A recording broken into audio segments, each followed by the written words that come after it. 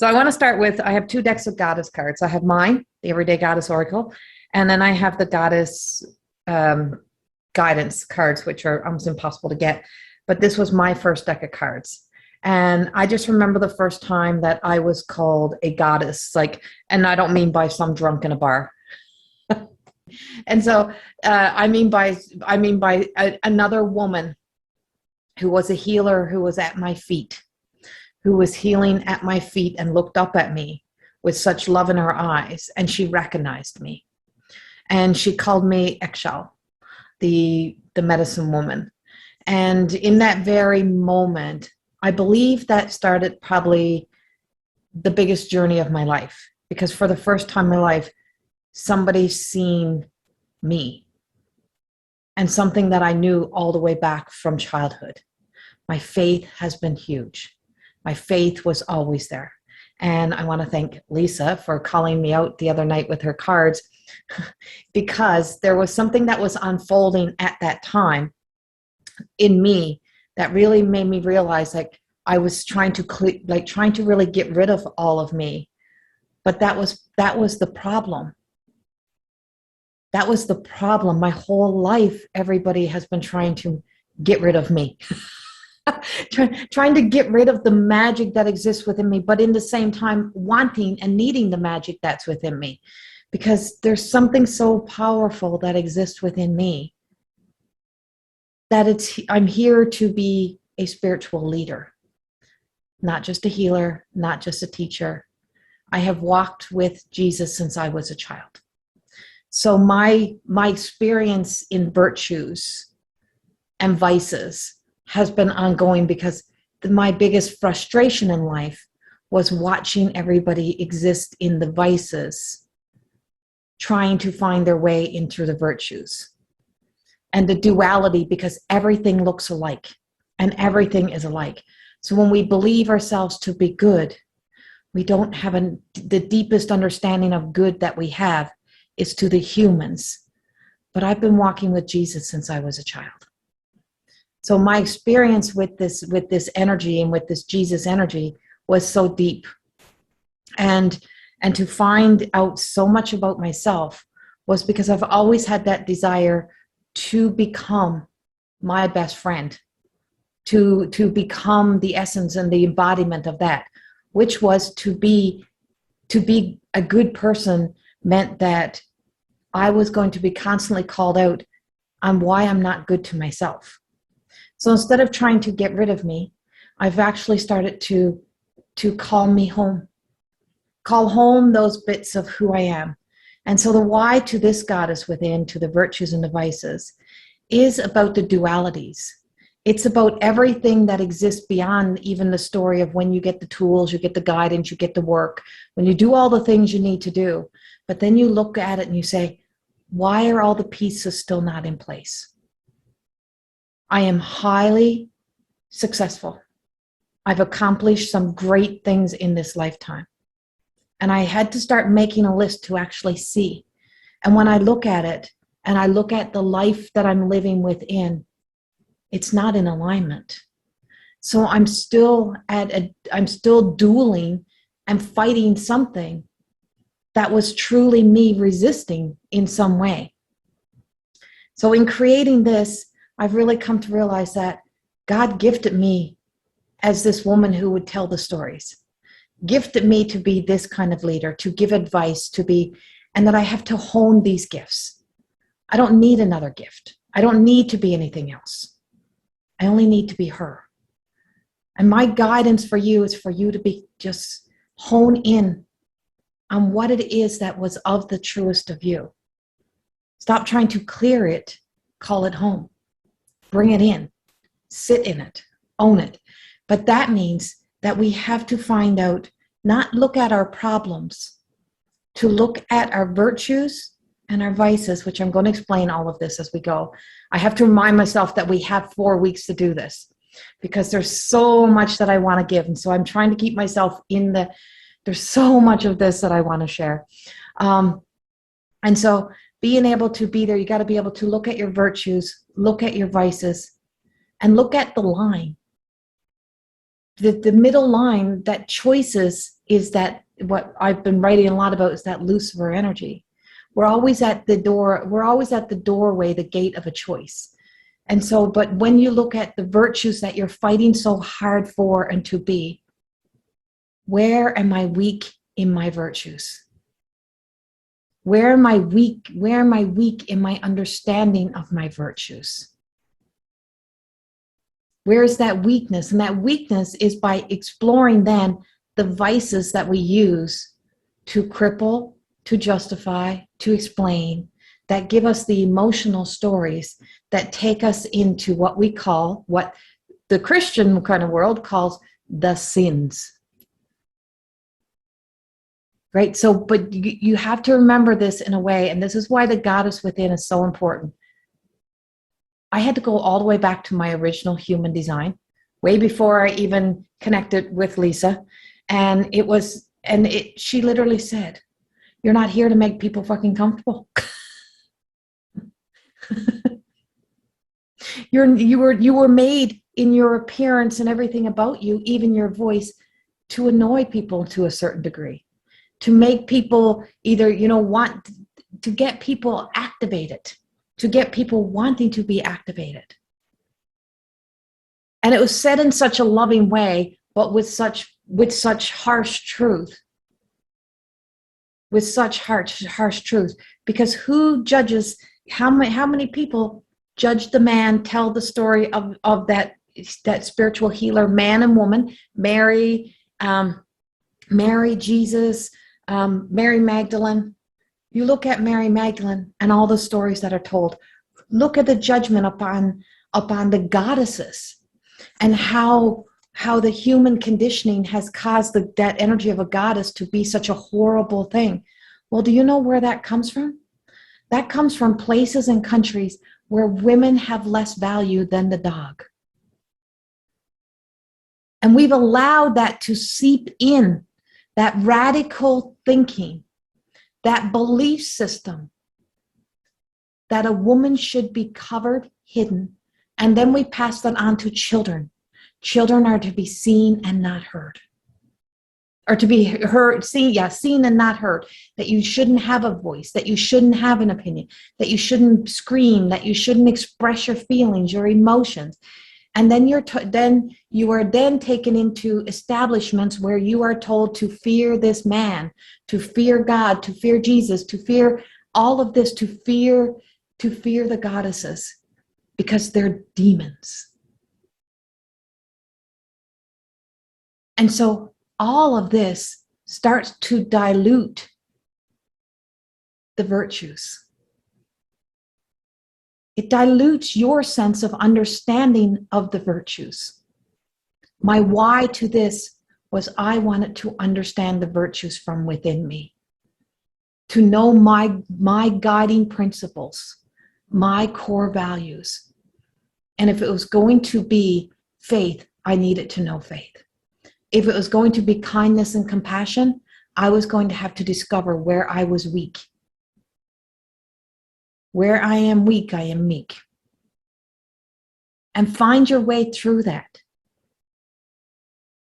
My desire not to be a spiritual leader was because I was looking into the eyes of the wrong kind of spiritual leaders. As I had walked with a spiritual leader my whole life, I didn't look at him as a spiritual leader. I looked at that energy as if it was just my best friend. So he had no pedestal, but I've come to realize that best friend I walked with is actually me. That every story that I told of something that was a fairy tale, of not being able to believe myself to be that good of a person, or to be that intelligent, or to be that worthy, I would tell it through the man of a story that I got to know so well, because they placed me in places where I would know the story of that person. So that becomes us. And as I've wrote the books and told the stories and all of this, I didn't even know that what I was writing was about the 7 spiritual laws of into alchemy. And do you know what I wrote? A book called Wine and Ships.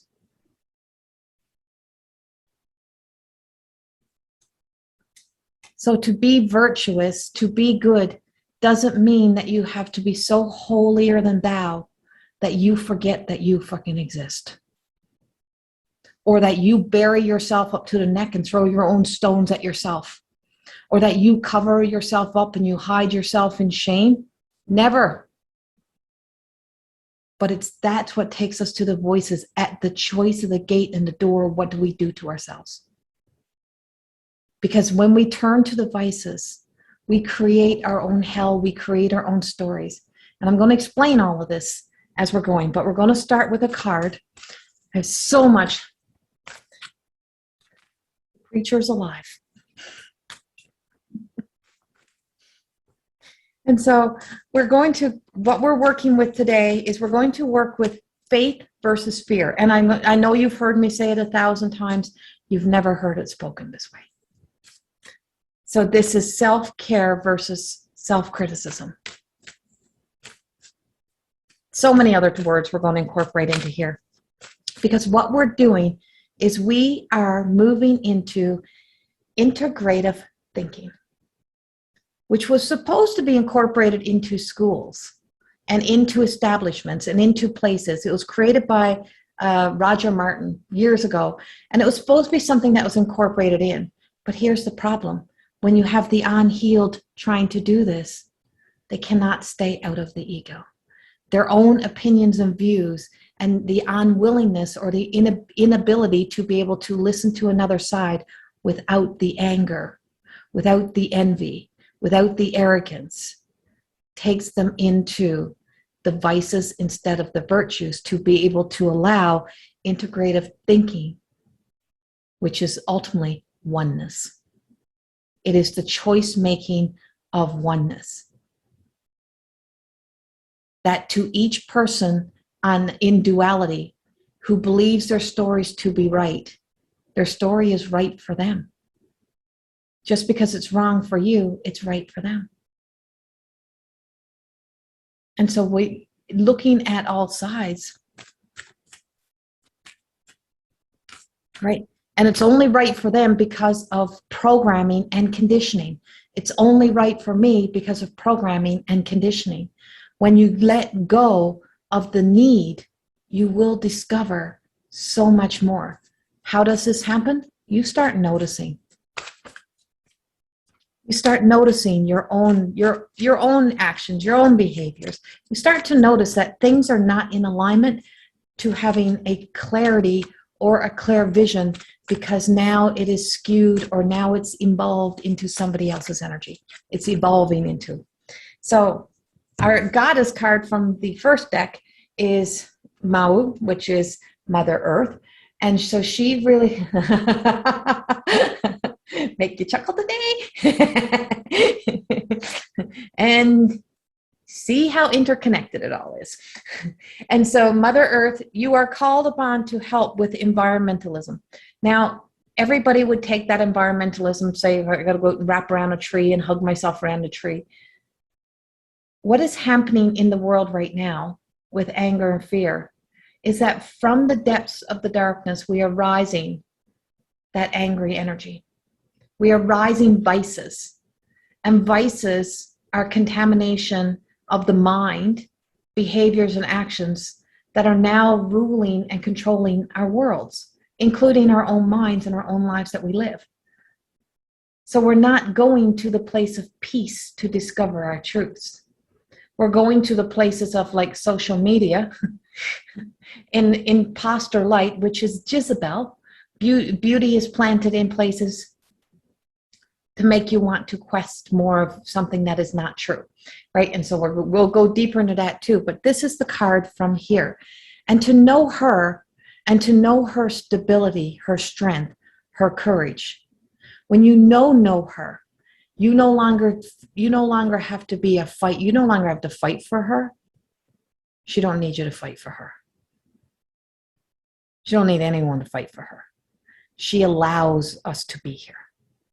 She allows us to be upon this earth. And when we all want to claim it and own it, that I own this land, this is mine, this is mine. No, she owns this land.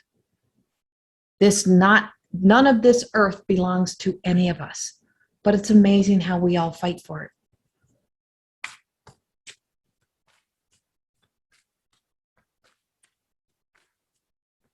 It belongs to her and her creatures, her children. We are not Mother Earth's children. Her children. We are not her children. We are beings who have been placed here.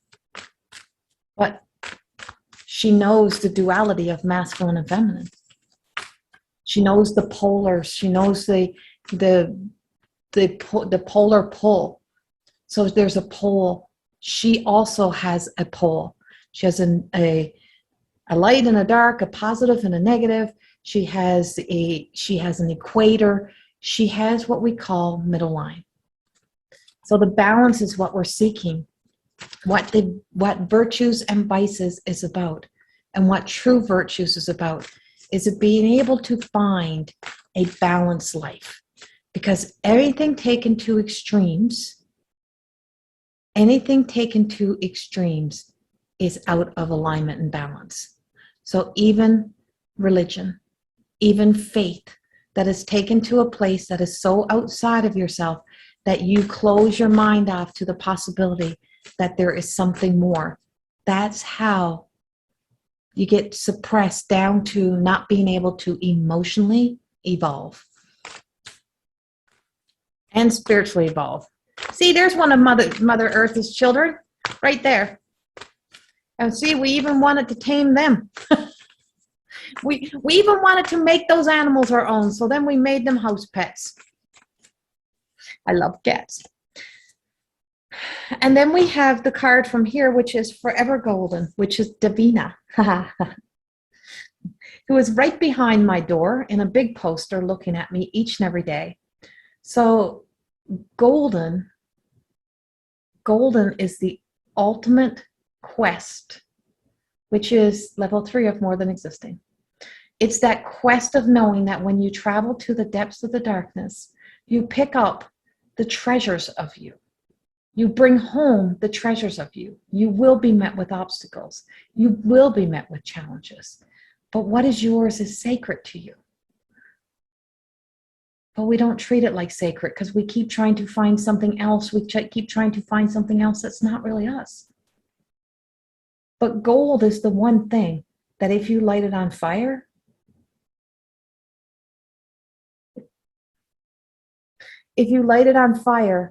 it doesn't disappear. It changes form, but it is still there. And you can wash, and you can take off the black soot. You can take off the darkness, and the light is still there. So we can change form as much as we want. And you can try to run away from what is in here as much as you want. The more you try to run, or the more you try to create it and mold it into what you think you should be, the more the resistance, the deeper the resistance.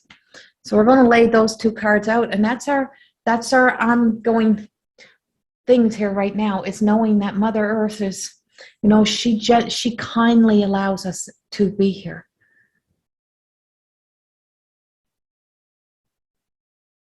And our golden light, that God consciousness, kindly allows us to hold the treasure.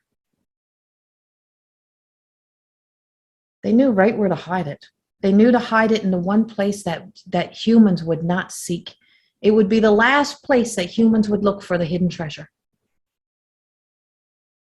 So when I taught my mystical course, I spoke about this Aristotle, which is philosopher way back.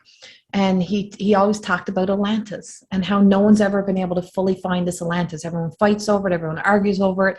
Everyone's seeking it. And then they're like, well, we think it was a made up story. Why do you think he made it up? So that you would keep seeking and searching to the depth of the darkness until finally you would get so frustrated seeking for something outside of yourself, that along the way, spending time alone, spending time researching, reading words, reading languages, learning of other cultures, learning, that you would come back, that you would start to spend enough time with you, that you would get to know you. Because you spend so much time with everyone else and so much time in every other story that you forget about you. So this virtue about faith and fear is self-care versus self-criticism. Investments versus repaying debt. Investment versus repaying debt, which is karma.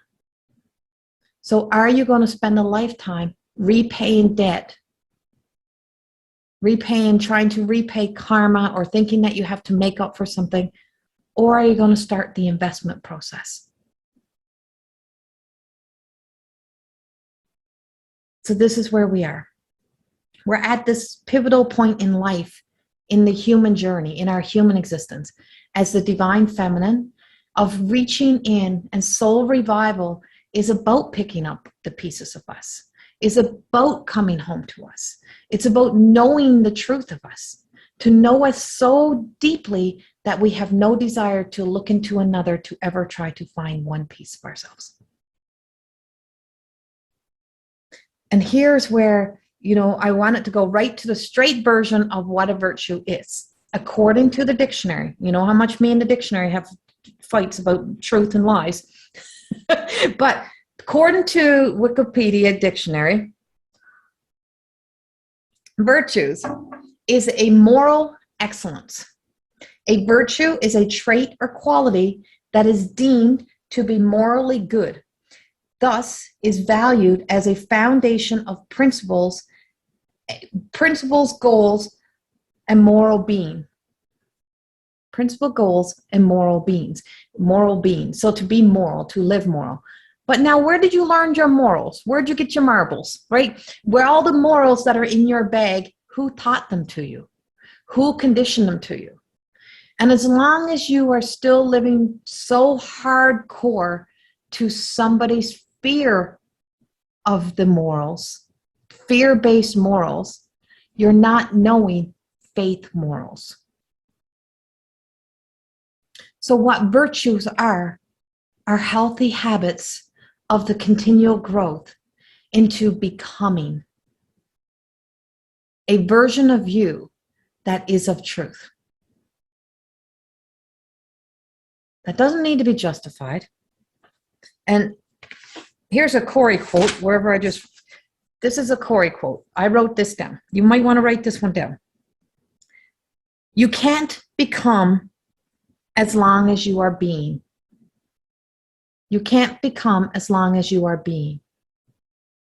As long as you're trying to be something, as long as you're being, being busy, I'm being this, I'm being that. The road to alchemy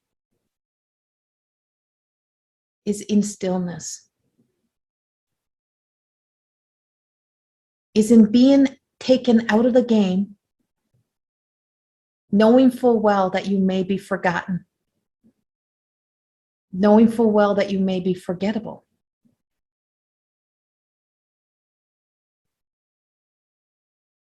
But to know that you are never forgotten. So you can't become as long as you are being. Being at, trying to be at peace. Trying to be at peace, being at peace, trying to create it, trying to make it unfold, trying to be something keeps you from becoming. Becoming means we have to be the change that we want to see in the world.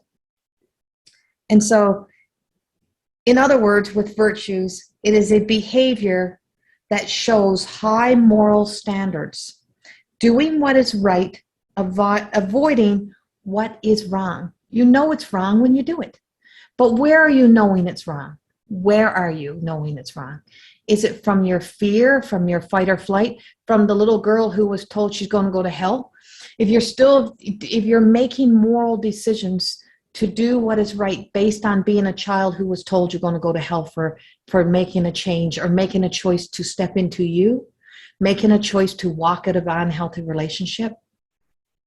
How many women have we looked back through time? And I look back through generations of us, not just us, generations of women who stayed because it was an immoral obligation to stay in a relationship, no matter if she was beaten, no matter if she was abused in all forms, no matter if her children were abused, that she had signed a contract by the government and by a church that she would stay, and then feared into the faith of the fact that she needed to stay. Now, was she living her virtuous life? Or was she living in the vices? Was she living so deeply into the fear that she existed, she just existed, and she never lived? So if she had to have chosen to choose her, to live a more beautiful life, to find joy in her heart while she was alive, is that morally wrong?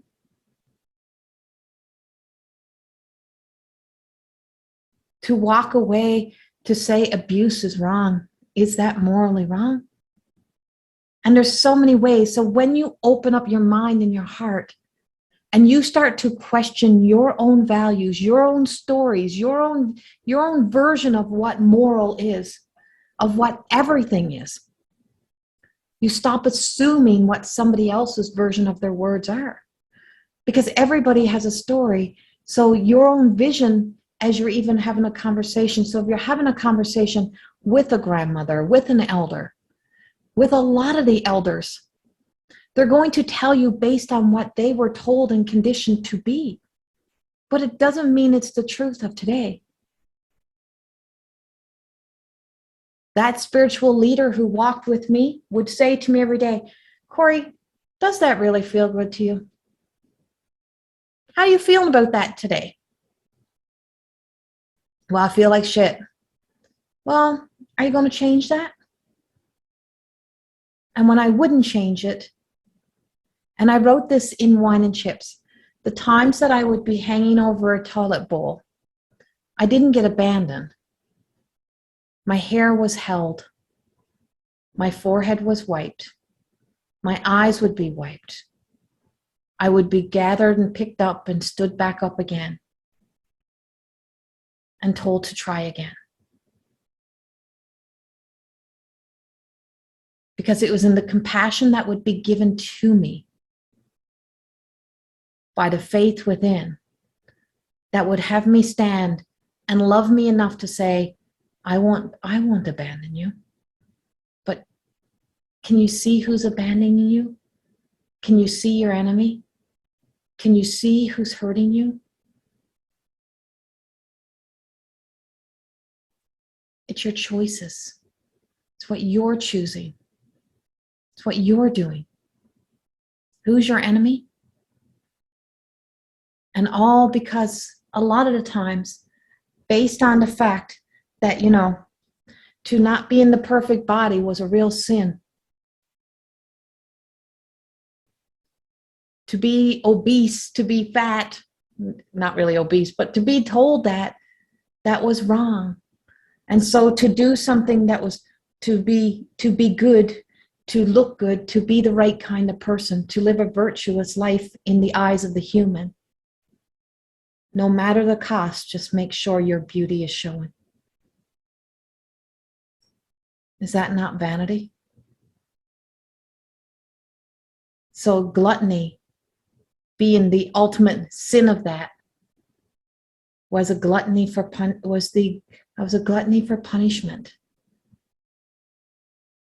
So what were the morals there?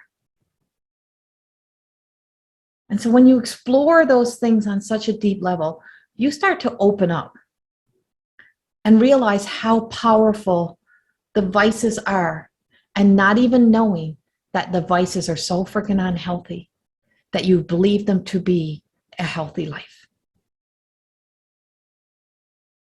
such as having exercise anorexia. But because I was exercising, God, I was doing the right thing. I was taking good care of myself. Never mind, it was 6 hours a day. Where else was I? Right? And that's what you want to look at. This is what we're looking at today. Where and how do we do this? And so as we move in to the opposite of virtues is this thing called vices. It is the very polar opposite of your virtues. It is the fall from grace. It is, it is that putting merit into the suffering. It is putting merit into the misery. It is doing what is morally wrong. So there's so many different words that can go with this. And so trespassing was one of the words, right? Trespassing. Your invasion, you invade upon your truth, upon the joy, upon the light, upon the love, upon. And so when you start out in life, you're always having somebody trespassing upon what is yours. You always have somebody that's crossing the line, invading into who you are to become.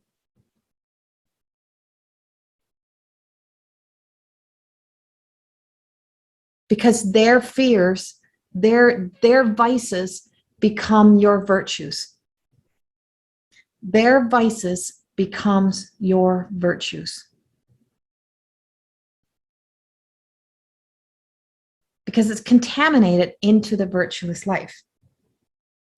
So, we have you look at it in all different ways. I've studied this in every way. I've studied it from Catholic, and I'm not even Catholic, my mom is, so I had to study Catholic to a certain degree. I've studied from there. I've studied it from prehistory. I've studied it from Kabbalah. I've studied this in many different ways of studying the essence of the virtues.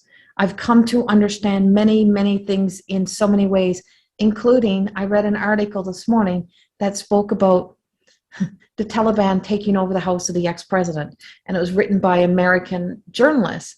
And the American journalists were saying, these people are finally out of the caves and finally living outside the caves. And they finally got a home to live in and da-da-da. And then the next article right next to it was about the beheadings that happened yesterday. And I'm like, radical thinking and one way of thinking will always make you believe in your story to a conviction that no matter the fucking cost, you're right. But what if you're wrong? And I live by that truth. What if I'm wrong? What if I am wrong? But what if I am right? And I will not know what is right until you can get to that point, because all of our lives is based on half-truths. Because it's half of this side, half of that side. Right here in the middle is that gold. That gold we think of is God consciousness. That's where true virtue sits. It cannot be tampered. It cannot be diluted. It cannot be. So there's no excuses, no justification. There's nothing around a true virtue. If you are going to be kind, are you kind to everything and everybody? But here's where obsession comes in. It's almost virtually impossible as a human. So honoring the flesh is going to have to be an important part. Where am I weak? Where am I weak in my virtues that I can start to do the work that I need to do to strengthen my connection? To know that I'll never be God. To know that I have that essence within me. But how close can I get to being godly goddess to me? How much can I let go of the old principles, the old stories, the old everything, to let go of the fear, to step into the faith, and to understand that faith without criticism? So the Kabbalion says everything is dual. Everything has poles. Everything has its pair of opposites, like and unlike. Like and unlike are the same. Opposites are identical in nature. Opposites are identical in nature, but different in degree and extremes. And extremes are met with half-hearted truth. All truths are paradox. All truths that we know of are paradox. All paradox may be reconciled. So what that means is that there's a way to happy medium, balance. And only when we can get to a happy medium, to that balanced life, can we then gain clarity. Until then, we are so extreme in our thoughts that we notice only the things that we want to see. Integrative thinking is the ability to be able to see what makes you uncomfortable, to be able to see the other side, to see different versions, being able to open up. Because to live a virtuous life is to live one clear in your third eye. And everybody goes right to the heart. It's to live free in your heart. It's to be able to have clarity in the third eye, to be able to have a clear vision. To become a visionary means that you know that your heart will still hurt. You know those things will happen. But to be alchemy means that you have to be at peace. When I read The Alchemist, the one thing that caught my attention was that early in the game, he had fallen in love, met the most beautiful woman he had ever seen, had fallen in love. But he had to get these sheep to a certain place. So he had a moral obligation to get these sheep to a certain place. Now he could have dumped the sheep, never went back, never brought the money back to his boss. He could have never done those things. But something inside of him could never allow that. So he knew he had to keep going. But in that desire to keep going, all the way he was regretting that choice. Well, what was happening? You're building up anger. You're building up frustration because you didn't get the one thing that you wanted. And he was so laser focused on the one thing he didn't want that he started to be blindsided, start missing the things along the way that he was learning, because he wasn't sent to deliver those sheep, just to deliver the sheep to bring money back. He was sent to learn, to grow, to become who he was to become. And then along the way, as the struggle showed, there was more and more lessons to be learned, more and more to be gained. And then when he was given the rite of passage, say, okay, you've done what needed to be done. Now you can rest. He knew then he couldn't. So he had to build a life around people who would walk with him, who would be a support, who would be there knowing full well he could not be all that they wanted him to be, or all that they would want to see in a partner, or because he had to continue to walk. So he found the person to be in his life who would be there with him, who would do the things that he could not do, because his mission was to keep going. His mission was to be the leader and then bring back home and bring back and come back, but to keep moving. Well, that's us inside of ourselves. So it's the more that you make a choice to stay with the person that you were and to fall just in love with that one version of you, that one version of self, and to build your principles around that one version of you. Even if you really love it and like it, you may be limiting your life because you're seeing only the one side of you. You found something you liked. But in the same time, the growth means that the gift that's within us grows and evolves and stays with us, and we hone it by working on us. Because the human has to evolve. The gift is already evolved. The gift comes from the evolved spirit, from the golden light within. Holographic views type of thing.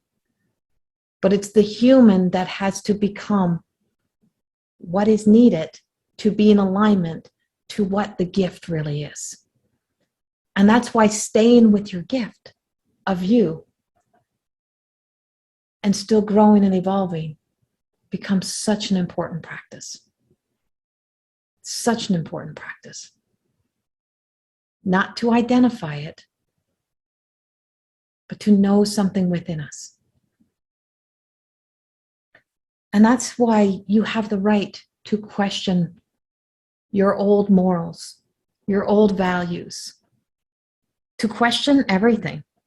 And so a virtue, in accordance to the integrative thinking, is a virtue is the tension between the two extremes of a sinful vice, results in the synthesis that when inverted towards a positive,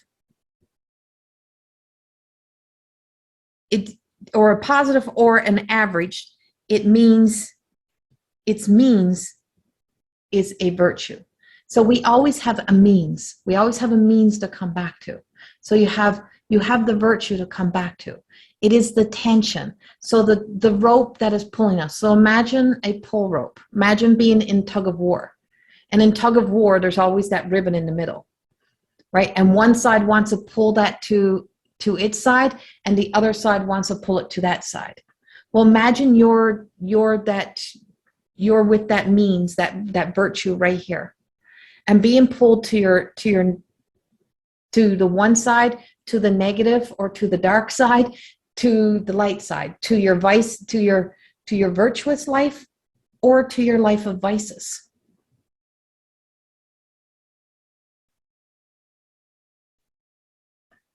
Knowing if you didn't pull the line, if you didn't go in a tug of war, and you stayed right with the middle, that'll stay balanced. You cannot clear out the fact of the negative that exists within you. You need to know, my truest of truth is what I write now. My sadness, I was trying to get rid of.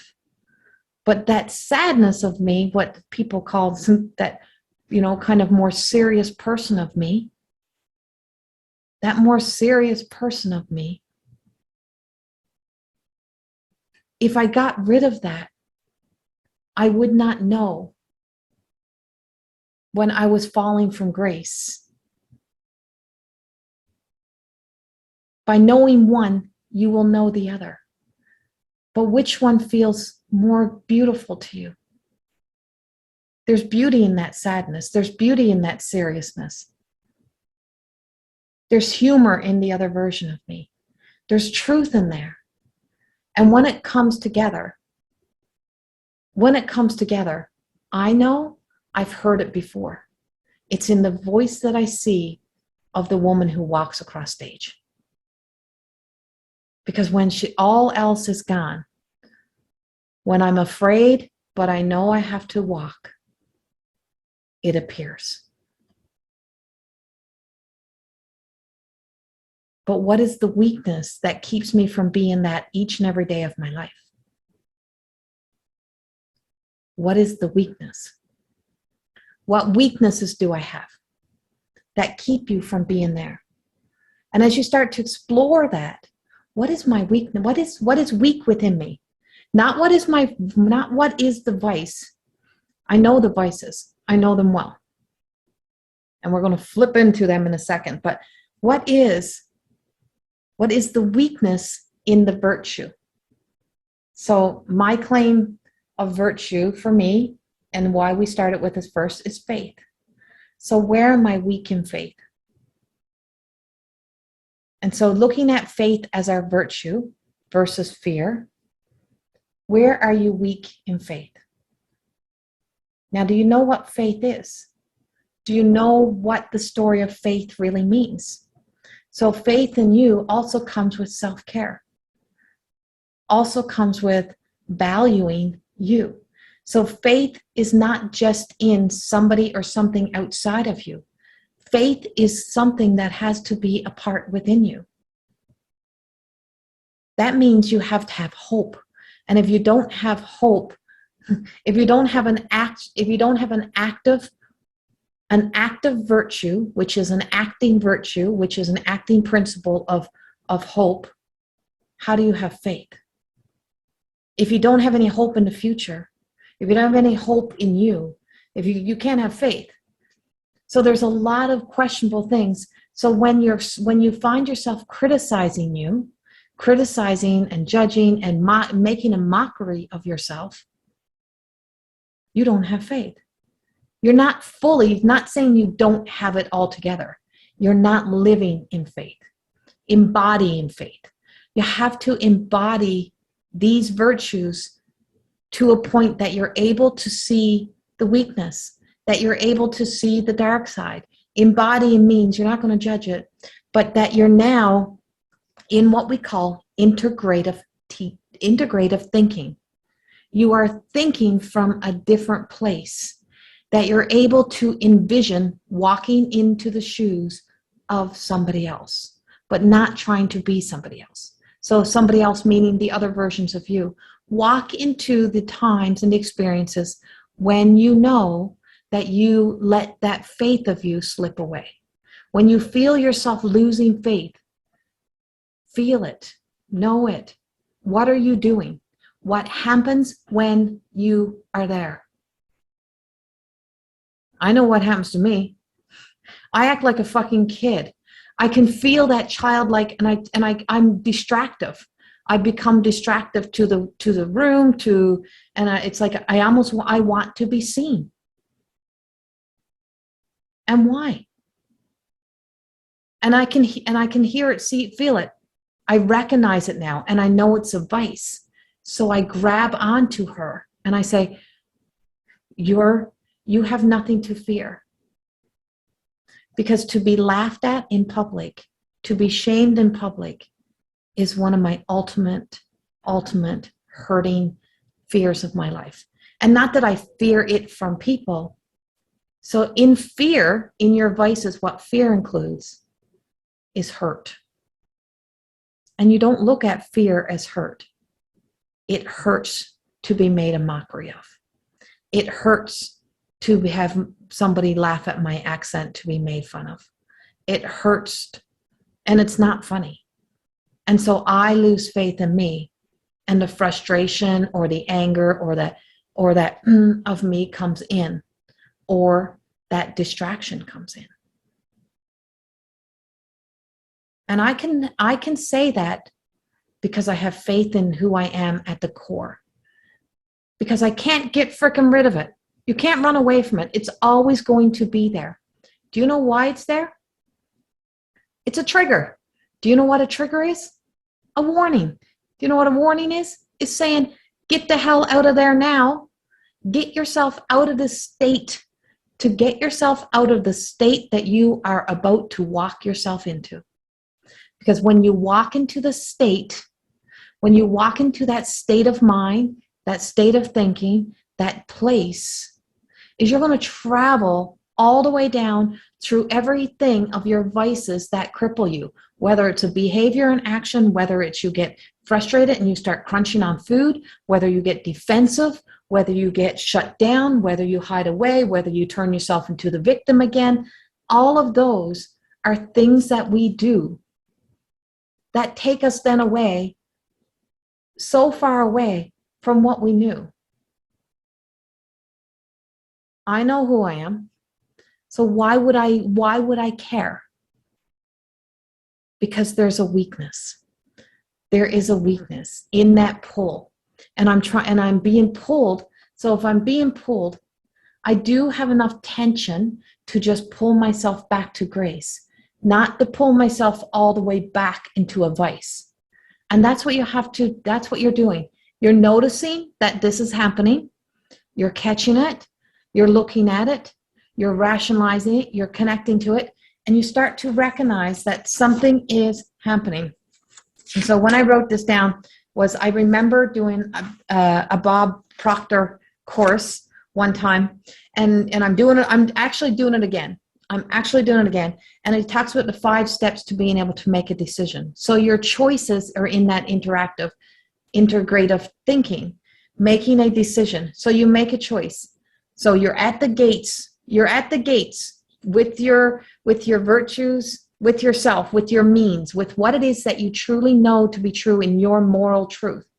Now, you're being challenged. Light is over here, dark is over here, right? You make the decision, you turn and you make the decision to go one way or the other way. Or do you make the decision to stay in the middle?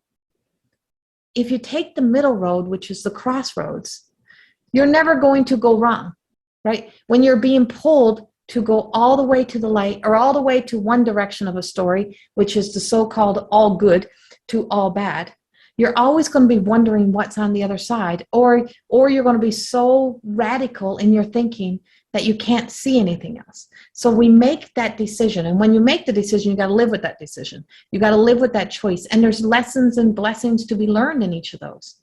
So finding that the means and getting back to what was it I really needed or wanted? What was I really seeking? Right? What do I really know to be true? So when you make a decision, the next step is belief, your inner position. What is my position? What is my position that I take right now on faith? And that's where you can really start to question. And then what am I noticing?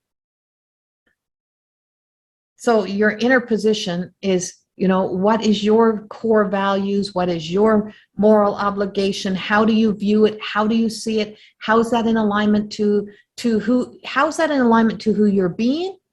But how's it in alignment to who you're becoming? And then you have to see it. It's like seeing your goals. So the way this was actually taught was that this was a way to seeing your goals, which is clarity. But we're using it in virtues. So see your gold, not goal. See your gold. When you see your gold clearly, start to see it. Am I living in alignment to the gold, which is to the virtue? If I see that, so if you take someone of the highest degree and you put them, so if you give a comparison to what God would be without fear, how close am I to that circle? How close am I to living that light within me without trying to perfect it?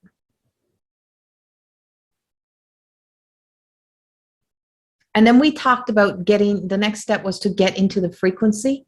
So it's to get into questioning, is this in balance? Is this in alignment?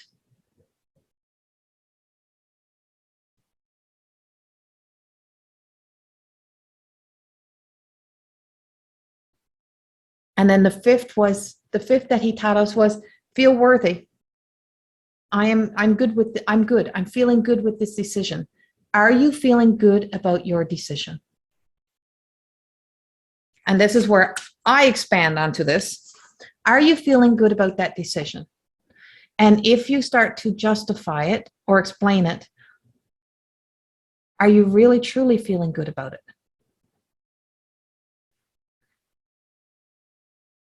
Are you really feeling good about it? Can you live with that choice and decision? And the reason why I'm asking you this is not for you to judge yourself, is to look at what old way of thinking may be sinking in, may be slipping in, that's taken me away from what I know in my heart to now be right for me. What old way of thinking? What am I noticing? And this is where notice is huge. You have to start to notice. Start to notice you.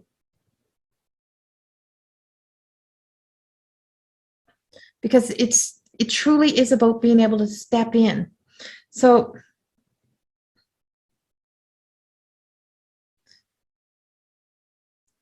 want to go, I'm going to leave some of this for the next class. When you start looking at it as an investment, so if you look at a virtuous life, what is morally right, what is right for me, what feels right, when you start to look at it as an investment, what do you owe? Because when we're constantly trying to repay those debts, right? When you're looking at investments or versus trying to repay the debt, that vices. What do I owe my family? What do I owe my mother? What do I owe my father? If I owe them nothing, why am I constantly trying to make up for, say, the rebellious teenager? Why am I still trying to be the good girl? Why am I still trying to prove myself? Because every time you live in the sense that you owe, you're always taken away from your worth. And you will never have true value in your life.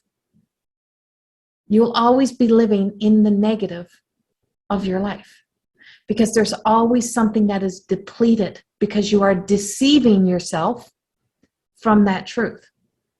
And we're going to travel through this in meditation, so don't worry about that. We're going to get here. What do I owe my old friends? What do I owe my friends? And there's many times that, friends would even want to do things for me. And I would say no because it didn't feel right to me. Or I would say yes. And you probably did this in your own life. But there's other times that friends would want to do something for you, but you didn't feel worthy. So sometimes I may feel like maybe, I don't owe an apology, but I'm ready now to invest in friendship. See the difference? I don't owe the apologies. I don't have to make up in friendship. I don't have to make up to family. But now I'm ready to invest. So do you know what investing is? Investing is that openness, opening up, which means exposing the vices. Opening up means that when you open up, it opens up so that you can see all things. You can't clear out the debt if you don't look at the debt. If you don't look at where you have been, if you don't look at what you have contributed to, if you don't look at what you keep doing. So repeated patterns are vices. Continual repeat of old things that keep showing up in your life. You are existing within the vices of it. What is morally wrong to you? What is destructive? What makes you the enemy? What brings you to that place? And we're going to go deeper into that as soon as we get through this owing, so we can go into our meditation. What do I owe the world?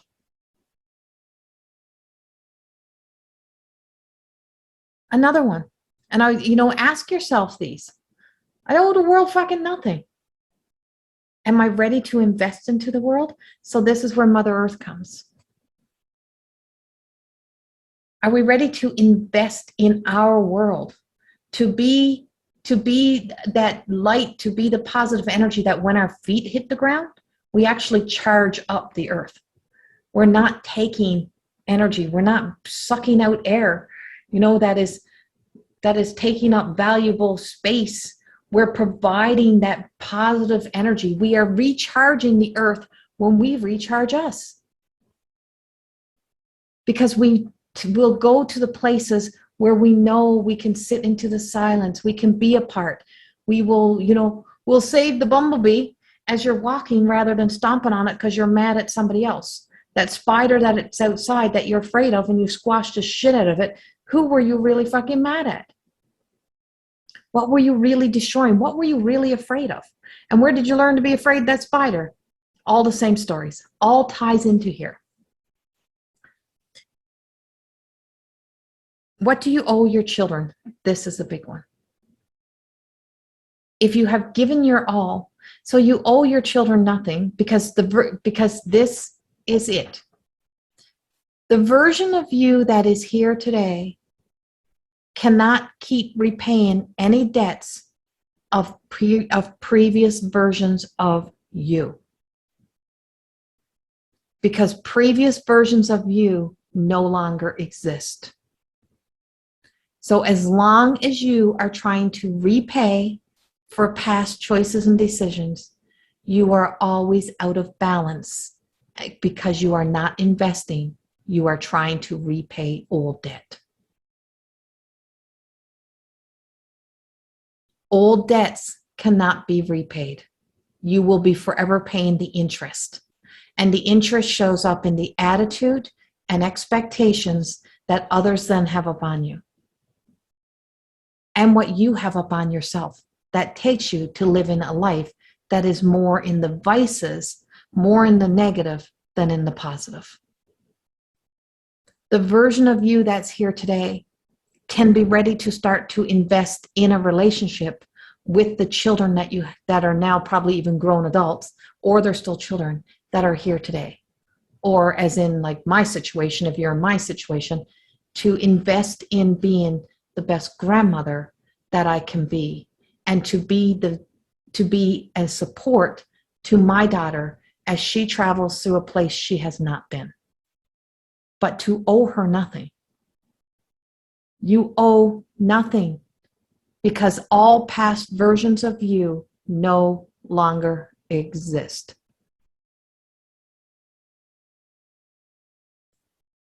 Even if it's who you were last week.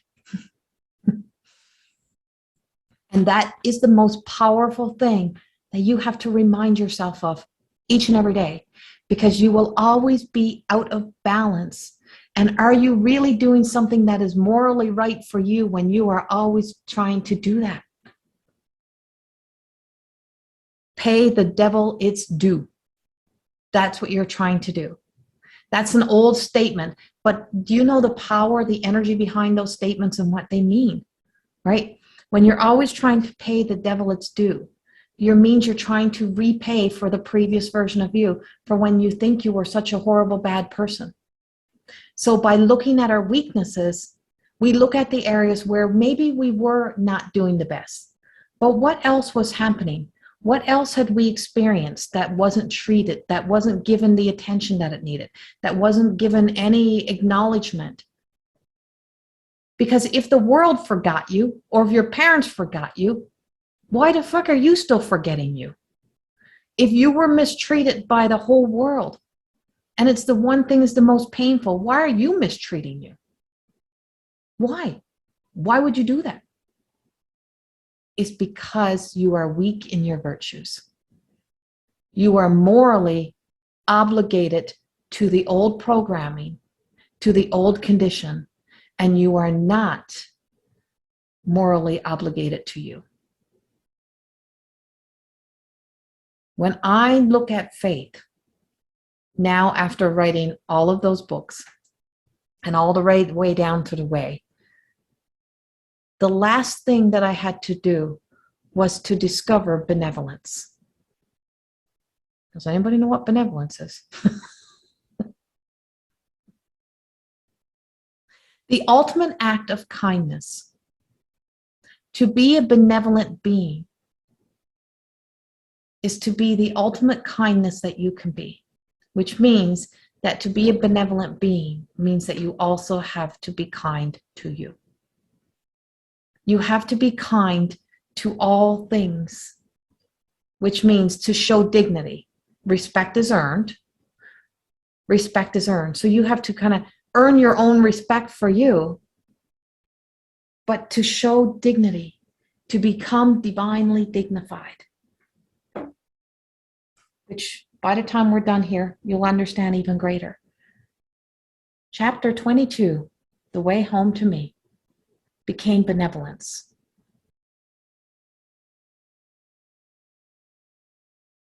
And I discovered one of my weakest places.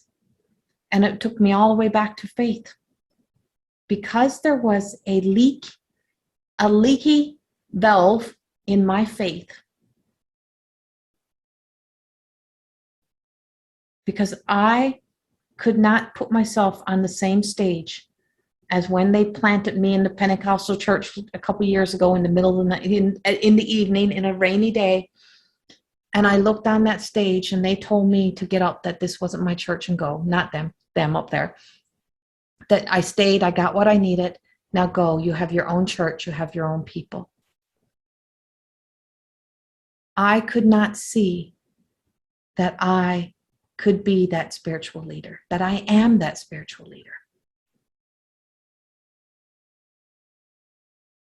Not to save everybody,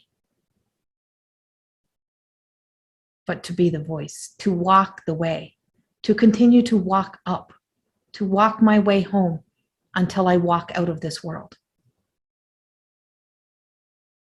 Till my last breath, I will not be able to be the mother that is expected of me. I will not be able to probably be the grandmother that is expected of me. I will not be probably the partner. Nah, there's no expectations there. I will not be able to be that kind of person in friendship, in those things. But I have to have faith that I'm the kind of person that is asked of me, that I am needed to be upon this earth.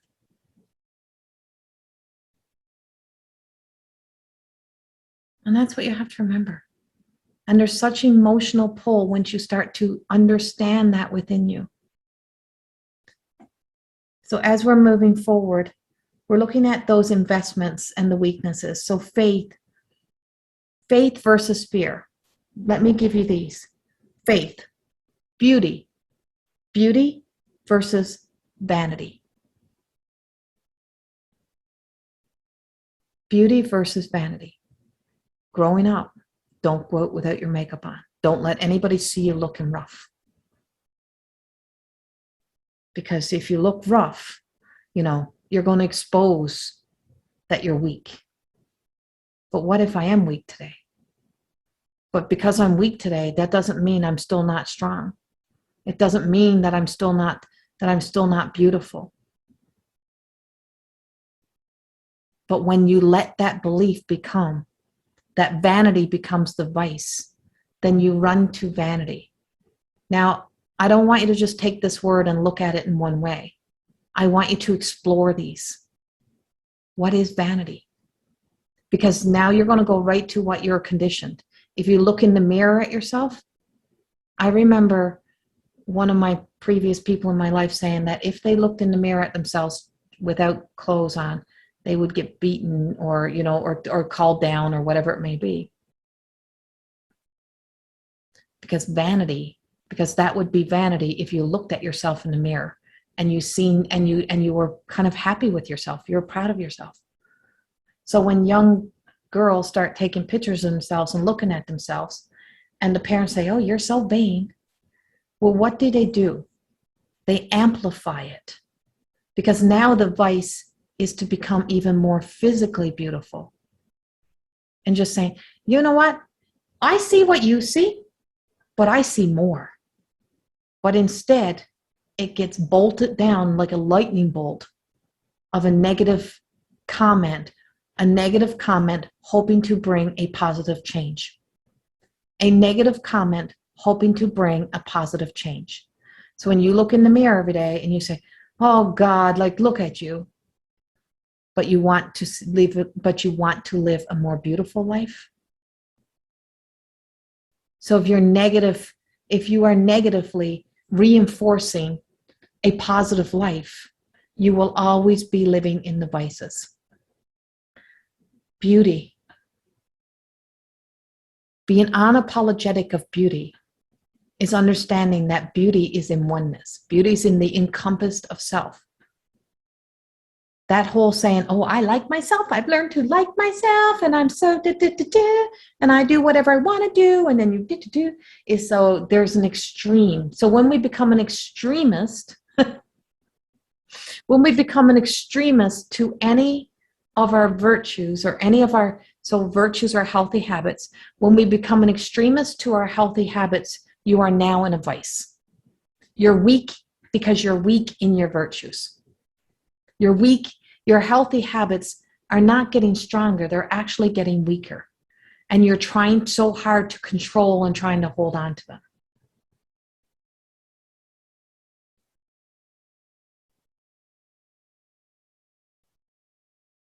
And so understanding those, loyalty versus manipulation.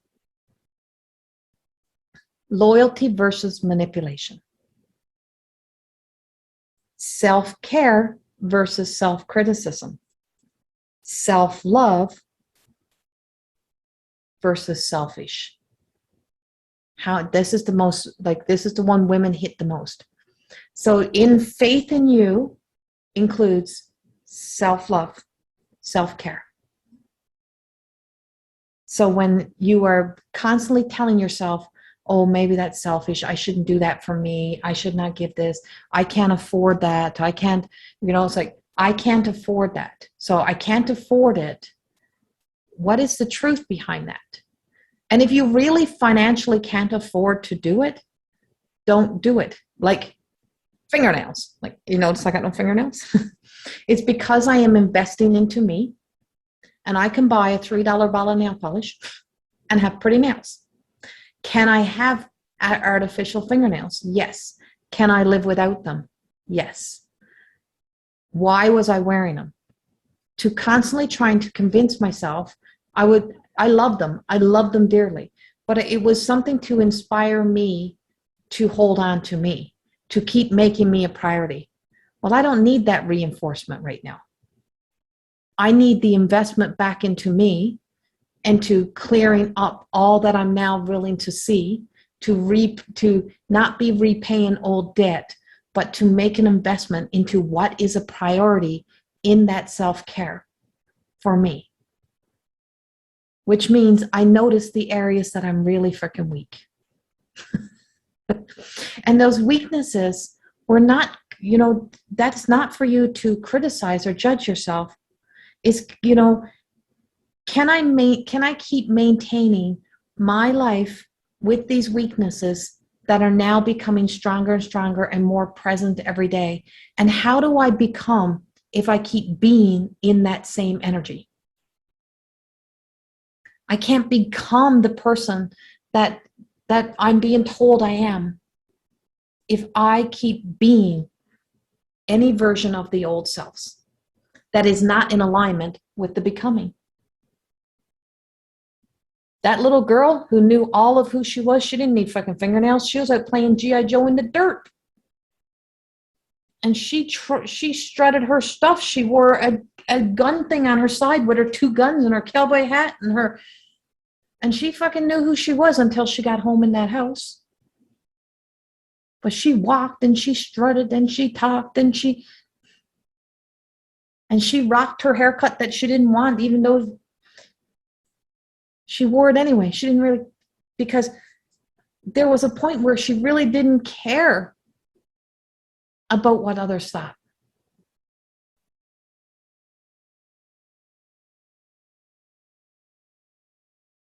She was a part of that truth.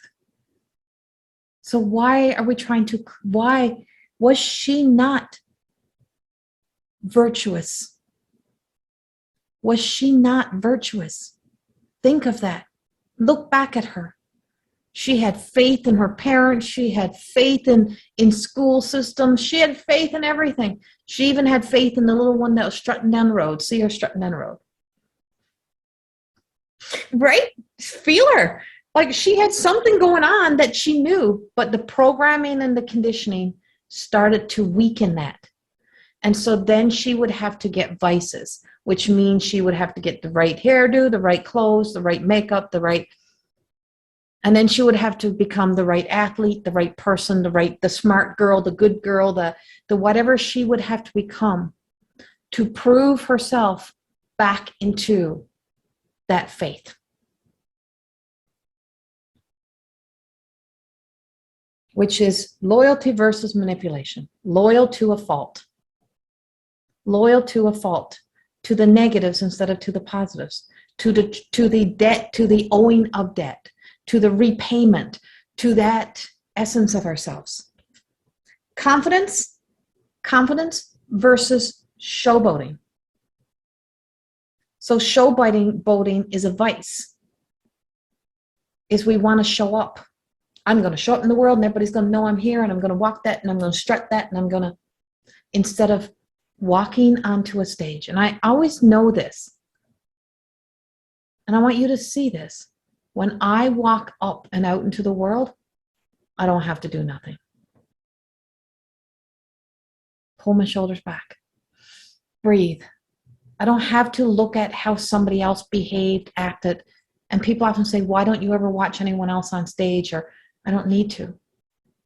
I don't need to be in the presence of having to experience them to know how I'm going to perform. No matter how great they are, I don't have to match them.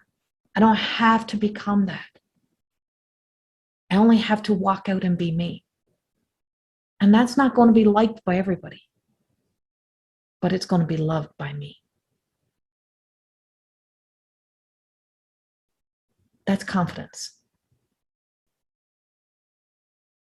Are you content with what you are choosing to live for you? And is it really you? And if most of the world is not living them. Most of the 1% is probably living their truth. And because they're living their truth, probably 90% of the world hates them. It's like looking at the billionaires of the world or the rich people of the world that make a choice to own them. They own it. They wear it. And then everyone says, but why should they have it? Well, did you not just piss yours away? Did you not have energy, have that love energy, have that money? Did you not have those opportunities in your hands? And we can't say because of our childhood we didn't, because many of those have that. When we're given $1, what did we do with the dollar? So when you were given the soul, the self that exists within you, and then you became an adult, from adult stage, what have you done with it? Don't compare to childhood, right? From adult stage, what do we do with it? From who I am today, what am I doing with it? What am I continuing to do? I question that. Because that's the only way to the truth. Because it's always the half-assed truth. What can I live with? What can I live with? Filtered versus unfiltered truth. That's verses and vices. So the sins are actually your emotions, your feelings. Like the fact that you say, a young kid has a crush on somebody. Well, that's a sin. The fact that a young girl had sex out of marriage, that's a sin. She had a lust, she had an emotion, she had something inside of her that was attracted, or she was trying to punish herself. One of the two. She either had gluttony, she had lust, she had some sort of desire. And I remember working with a young girl, and she said, my mother sent me to you because, apparently I was, doing something I shouldn't have been doing. She said, but I actually just fucking liked it. And she was 17.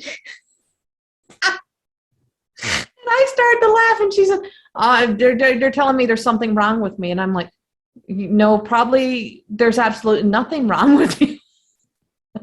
And it's like, but if it goes to an extreme, like sex addiction, there's something wrong with it, right? There is something wrong when enough is not enough, right? When there's something more to the story, because then it's a vice. And you don't even know it's a vice, because when you can use humor and mockery to discount yourself, then what you're doing is not your truth.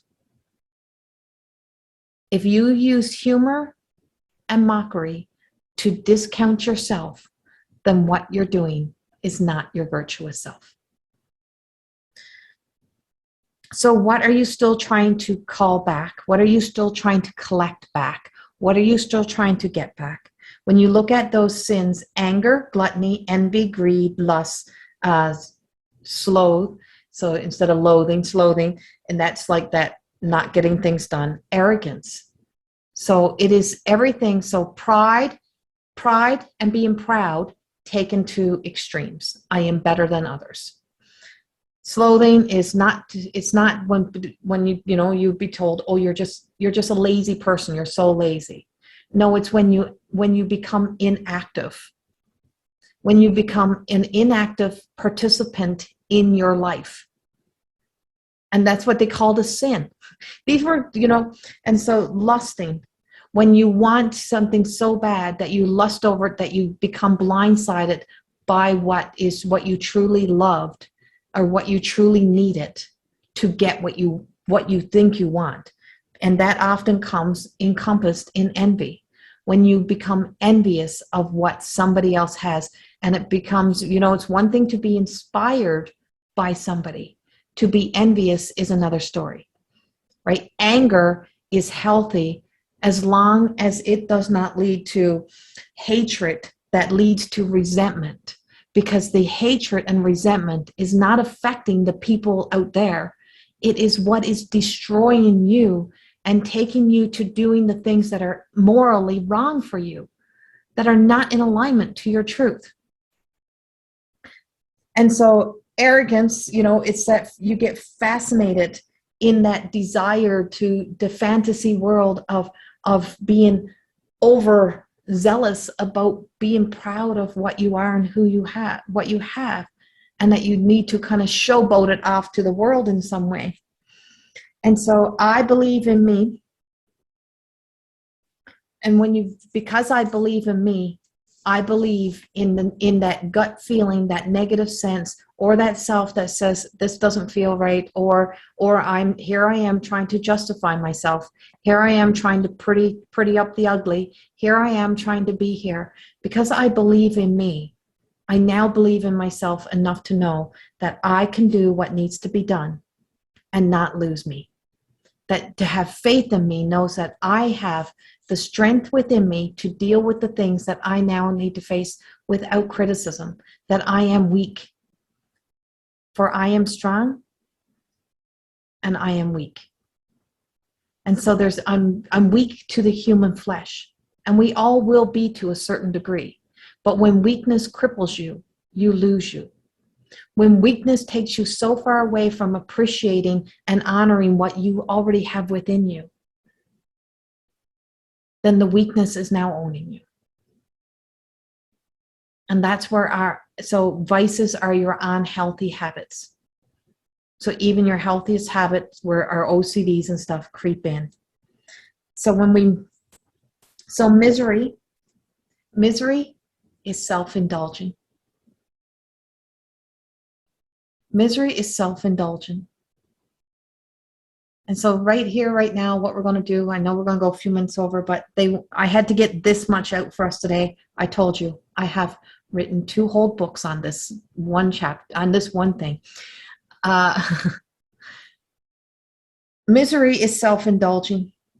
It is that selfishness that we somehow want to either punish ourselves, feeling like we need to, or we're unwilling to move beyond the original hurt that caused the pain, and now we are letting the pain amplify into a story that now becomes vices that we use to cripple ourselves, to tell ourselves stories, to take us into the sense of either over-justifying, over-explaining, or shutting down, avoiding, separating ourselves, dividing, anything that we do, including our isms.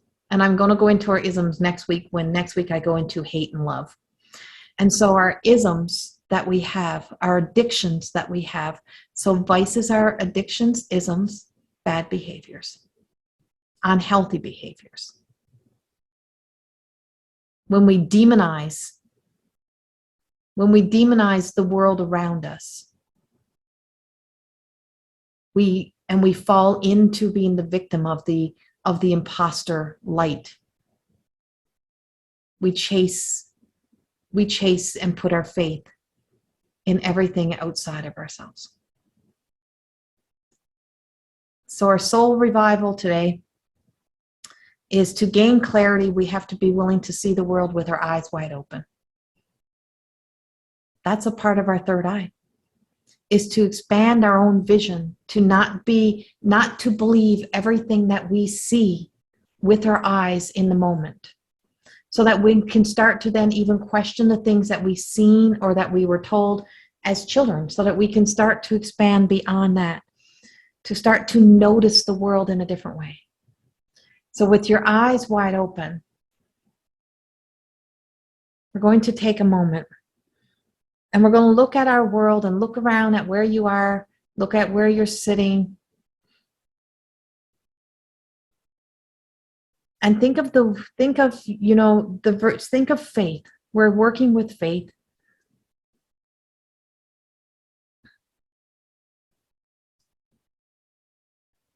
And you notice how you have such blind faith in that the world around you today, you'll be here tomorrow, right? We hold that. We see the world, that the world is not going to cripple in on you, that today the earth is not going to fall from the sky and be like the falling stars and see us shooting across the sky, and we're going to dissipate into air and we'll be the next thing to be, that our time, that Mother Earth's time has now expired and now she's done, that we assume that this earth will be here. Now look at the earth. Look at the world. So look at your environment right here, right now, and all that you have faith in. And now look around at what you fear losing. What you fear of losing, just for a moment. I want you to just feel it, just to feel it. Now come back to faith. Now breathe in faith. Breathe in something that you have absolute faith in.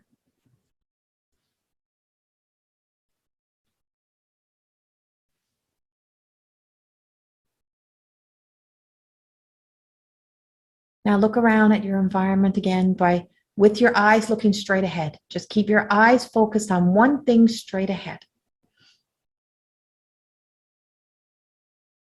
Now as you're looking at that, I want you to notice that you start to see a more expansive view. It's like you can see what's around you. You just know what's around you. Now start to see what's around you. Don't let your eyes move.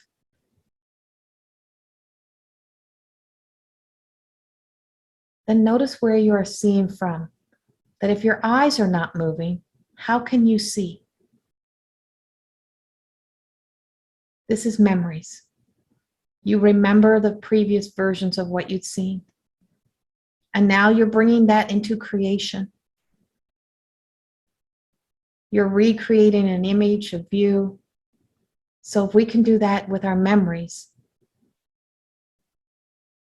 and you have faith in that, keep focusing straight ahead. Now let's change the scenery. With your eyes straight ahead, knowing what you're seeing, let's create a new image.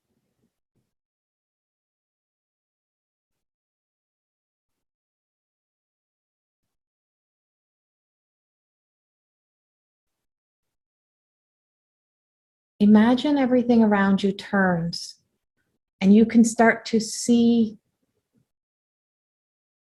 everything starting to change colors. And that to the right, to the left, you start to see colors without looking for them. You're staying focused straight ahead. And then notice the colors. And these colors represent faith. And straight ahead, you have full faith in what is straight ahead of you, because you know you can see it.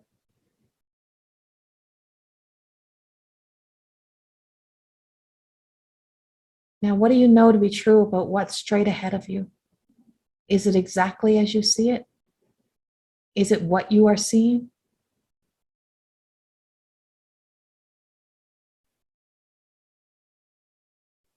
Then notice if one side is trying to pull you. Notice if one side is trying to pull you to the right or to the left.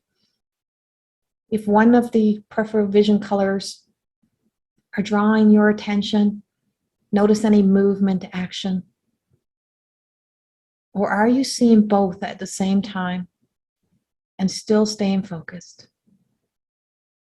Can you see both? Can you feel both?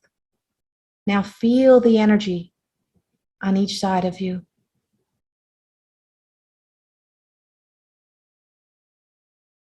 Notice if there's a pull in your body. Notice if you're becoming annoyed with what's ahead of you, or if what's ahead of you is staying the same or changing. Notice if you get distracted. Why are you getting distracted? Why do you want to look over to see something? Anything that's coming up, pay attention to it. It all means something.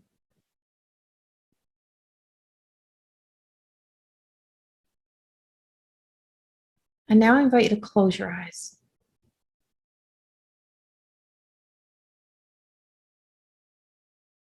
And now as both sides collapses in with your clear vision that you've seen ahead, all collapses in and all falls into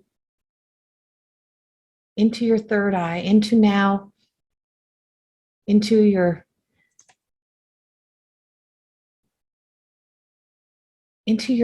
imagination.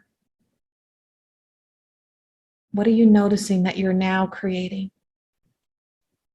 Are you resisting creating? Are you trying to create a story, a vision, trying to see a picture? What's happening?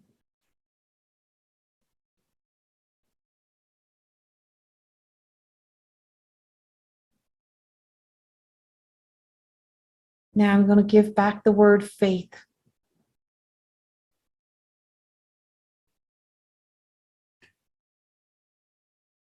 And as you breathe in now, we're going to clear with the breath any vision or any of the experience you just had.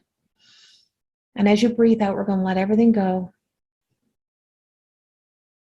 And you're just going to let yourself collapse into this very moment. Just fall into this moment. Let your body relax.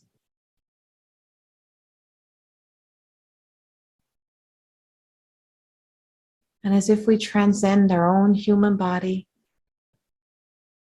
as if we are floating in the universe, and just know you're safe. Know you're protected. Know you're loved. Know you're cared for. Know that all is as it is, and that you have to decide nothing.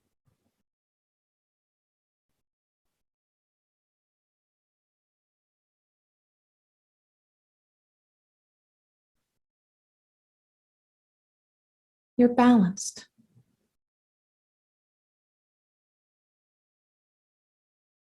You're just balanced.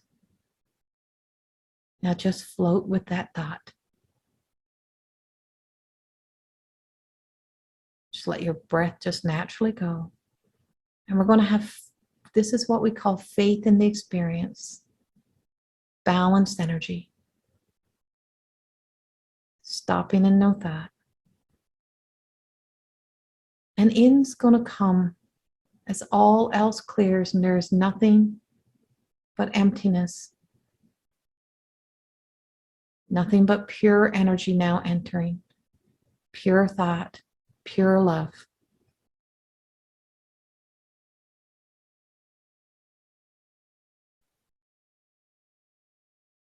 And this is where clarity comes in.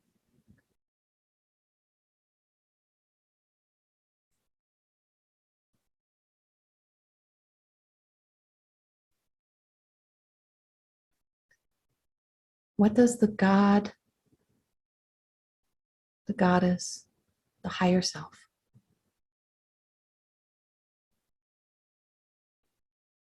need of me?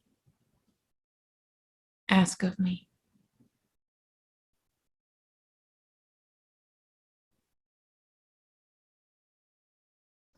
What do I absolutely know to be true of myself in faith, in love, in pure thoughts? Anything of this may start to just give a a color, a word. Don't try to create any story around it. It may be just a feeling. Now breathe that down. Breathe that into the heart. As you breathe into the heart, you're going to breathe out. And you're going to breathe back in through the heart. And we're going to breathe that up into the third eye again. And we're going to expand the vision of a life strengthened in faith.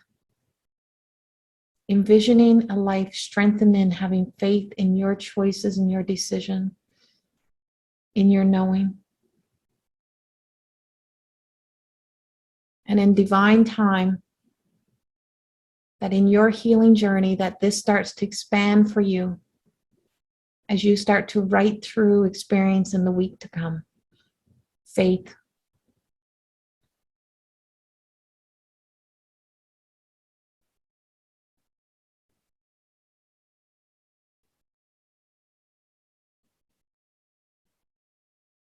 Self-care versus self-criticism.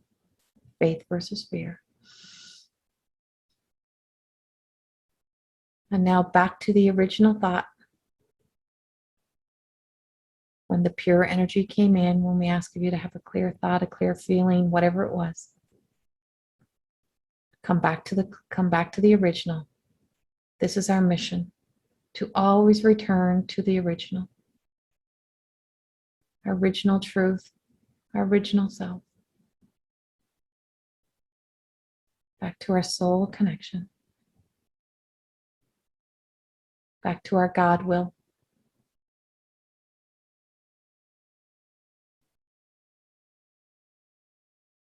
And as everything now turns golden, beautiful golden energy now fills through you.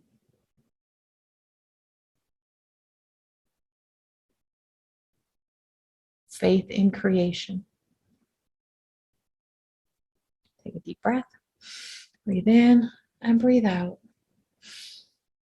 And then we're going to come all the way back into the here and now, and then look straight ahead quickly.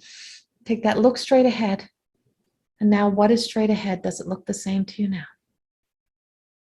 And notice how you can see more clearly on either side.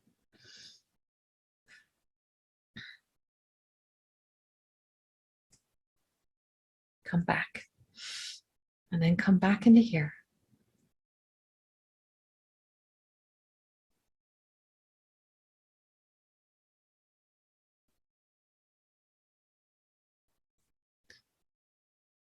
Integration is knowing that there's a this side, a that side, and then there's a true truth. Everything that we even see is like an optical illusion sometimes. If you hold the gaze long enough, if you hold true long enough to knowing, I may not fully understand this. I may not fully know this. I may not fully know who I am. But I know in time I'm going to understand this faith at a deeper level because I am committed to faith without obsession, with knowing I am human, with knowing I'm not to perfect it, but to embody it, to live it. Ascend me beyond my fears. In other words, ascend me beyond the vices that hold me hostage, including the language that we use constantly to try to justify, explain, or try to keep creating the world that we think we are.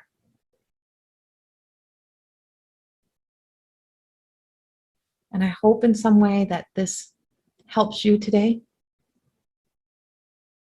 that you are here to now start to invest in life from who we are right here, right now. To hold that hold that virtue this week as if you've put a crystal ball in your window and you're seeing all the rainbow colors. Don't put one in your car and leave it in front of stuff.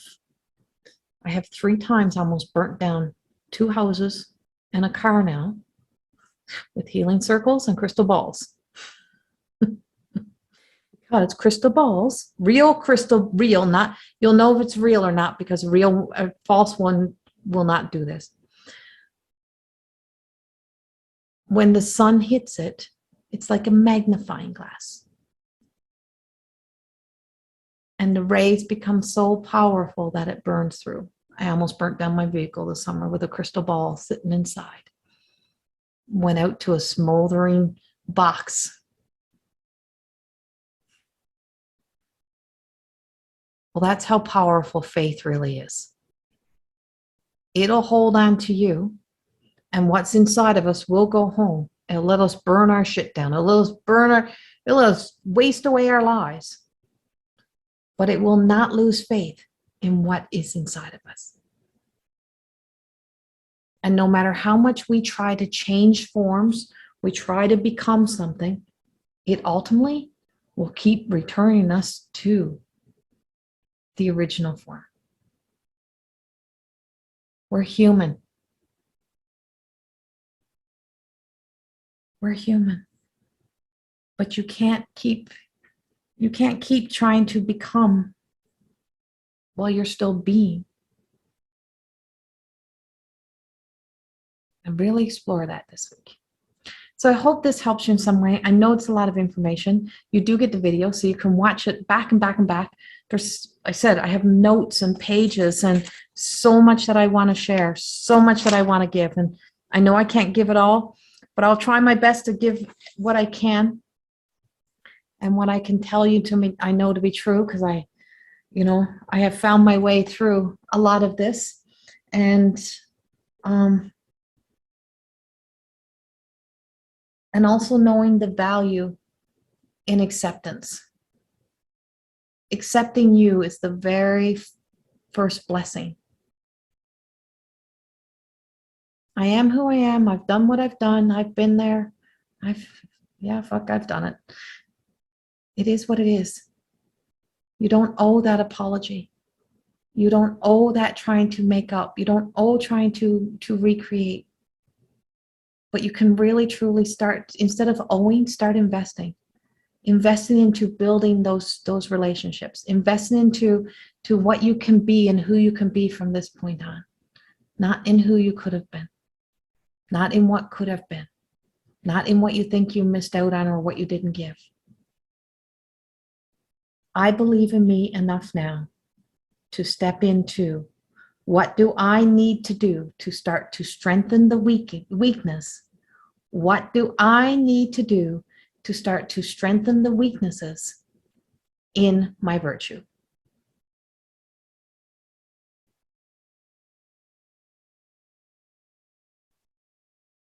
Not what we've always done wrong. We don't need to go deeper into the vices. What do I need to do?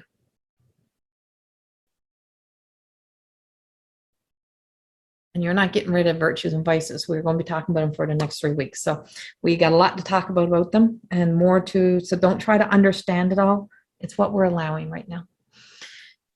And this is the expansion of becoming the visionary of your life so you can explore, discover deeper into you. Thank you, ladies, for being here and for all watching, recording. Same thing, questions, put the questions in the comments. Ask your question, and if it's a private one and you don't feel you can ask, you can message me and you can ask me, or so that I can guide you back into being here in this week. Like I said, don't try to get to week 4. We're not there. We're in week 1. Much love. I'll see you all next week. Bye-bye.